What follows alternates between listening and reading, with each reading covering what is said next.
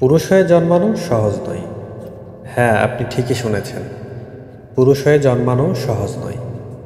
ভিডিওটি না টেনে সম্পূর্ণ ভিডিওটি দেখুন। পুরুষ মানুষ অনেকটা খেজুর গাছের মতো, আদর পায় না, যত্ন পায় না, কেউ জল দেয় না, সার দেয় না, গোড়ায় মাটিও দেয় না। সে নিজের পায়ের তলার মাটি নিজেই শক্ত করে অযত্নে অবহেলায় বেড়ে ওঠে। বেড়ে ওঠার পর তার কাছ থেকে প্রত্যাশা অনেক। তার ফল খুব মিষ্টি, তার রসের জন্য হাহাকার। তার রস থেকে তৈরি গুড় অনেক বেশি উপকারী আর সুস্বাদু। রসের জন্য তাকে বছরের পর বছর ক্ষতবিক্ষত করা হয়। যতদিন বেঁচে থাকে তাকে কাটা হয়। তার রস এক ফোঁটা এক ফোঁটা করে নিংড়ে নেওয়া হয়। রস নেওয়া শেষ হলে তার আর কোনো কদর থাকে না। একাকী পরিত্যক্ত অবস্থায় পড়ে থাকে। জীবন শেষ করার পর জ্বালানি কাঠ হিসেবে তাকে কাজে লাগানো হয়। দাউ দাউ করে আগুনে জ্বলে পুড়ে ছারখার হয়ে যায়। কিন্তু খেজুর গাছ কোনো অভিযোগ করে না, প্রতিবাদ করে না, বিনিময়ে ভালোবাসাও চায় না, কোনো কিছু প্রত্যাশাও করে না।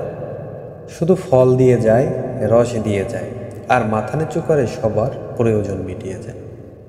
খেজুর গাছ সম পুরুষদের সেলুট জানাই।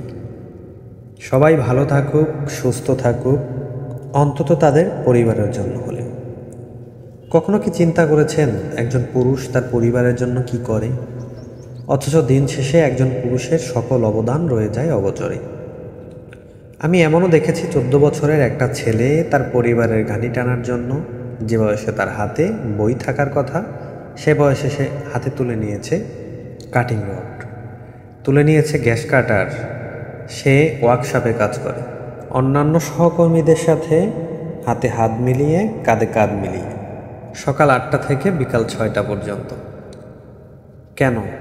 যে বয়সে তার খেলার মাঠে থাকার কথা, সে বয়সে সে দায়িত্বের বোঝা গাড়ি নিয়ে বসে আছে, ঠিক খেজুর গাছের মতোই, শুধুমাত্র পরিবারকে সুখে রাখার জন্য, পরিবারের সকলের মুখে দুমুঠো ভাত দেওয়ার জন্য, পরিবারের সকলের চাহিদা পূরণ করার জন্য, মা বাবা ভাই বোনদের দায়িত্ব নেওয়ার জন্য।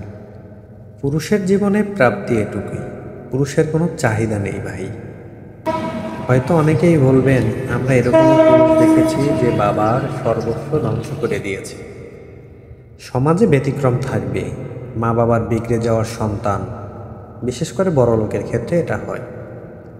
কিন্তু মধ্যবিত্ত সন্তানদের আমি দেখেছি যারা অল্প বয়সে পরিবারের দায়িত্ব নিয়েছে, ঠিক খেজুর গাছের মতো জীবনের সবটা উজাড় করে দিয়েছে পরিবারের শান্তির জন্য।